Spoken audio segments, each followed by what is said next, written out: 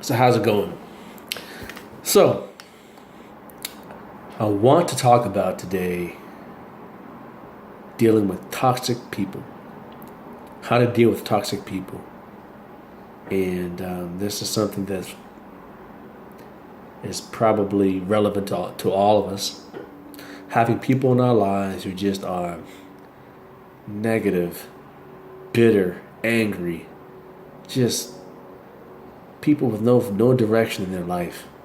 And these people are just argumentative. They look to drag you down. Even though they don't think they're dragging you down, they're dragging you down. And they're self-sabotaging their relationships, their progress in life.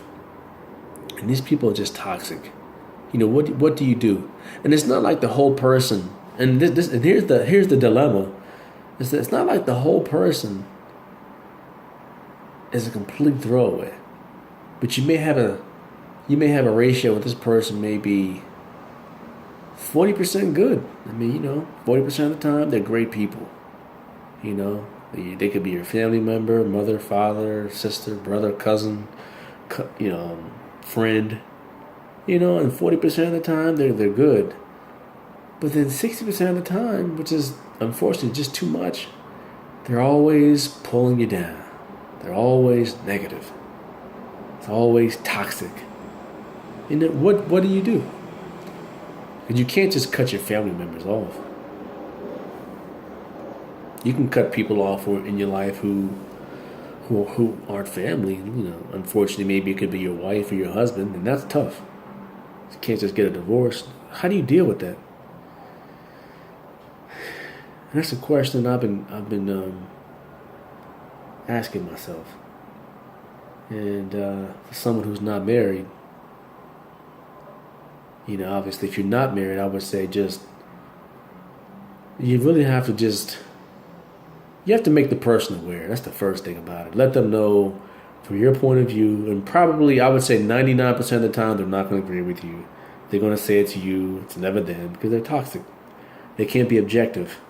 And that's the problem. Most people who are objective, they don't have toxic personalities because they can see a lot of the faults in themselves, and they don't project that on someone else. We all have blind spots, but if you're objective, less than likely you're going to be totally, in a state where you're blaming everyone else for your shortcomings and not being able to see where you were wrong. But what do you do? I think for me, when I have family, I think that, and I know this person, I've told them, I've done everything I can do. I've sat down with them. I sat down with the person and tried to work it out with them. I let them know what was going on. What's bothering me, and why do you act this way? And hey, do you want to talk about it?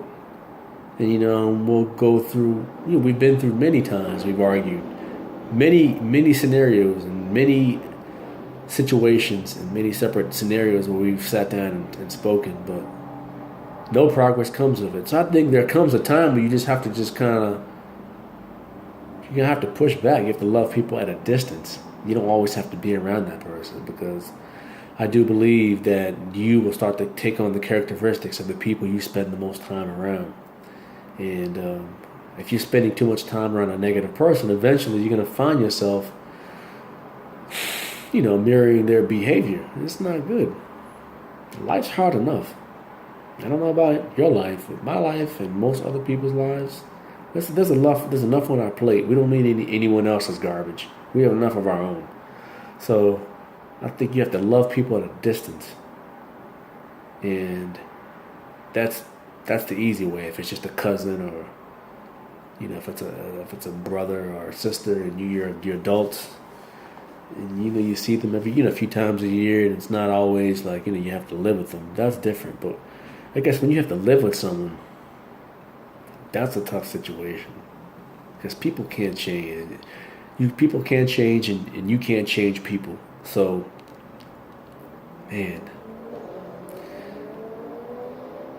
I don't want to advocate just walking away on someone, but I would have to just say that I would seek counseling. Get into a situation where you can have a mediator, counseling, and do everything you can do to get someone else involved, because most people are not going to see it. They're not going to be objective if they're dealing with someone who's too close to them.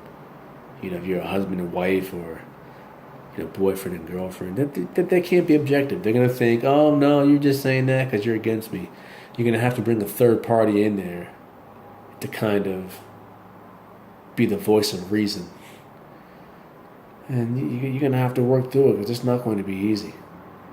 I would just recommend cutting your losses if you could. Again, if you're married, not that easy. You can't just do it that. But if it's a boyfriend-girlfriend situation, I'd cut my losses and move on. Because people can change, and you certainly cannot change people. I can't even change myself for the most part. It's taken years for the things that I've done, the work I've done on myself to manifest itself. Years. And that's because I was really consciously pushing towards becoming a better person. Think about it. If you have someone who can't see their own fault, has so many blind spots, and then doesn't want to admit that they have a problem, and probably is going to be too lazy to put the work in to better themselves, they're never going to change. So you're going to be stuck with that person forever, and that's bad. Well, that's all I have to say for that topic, and drop me some comments in the comment section. Peace.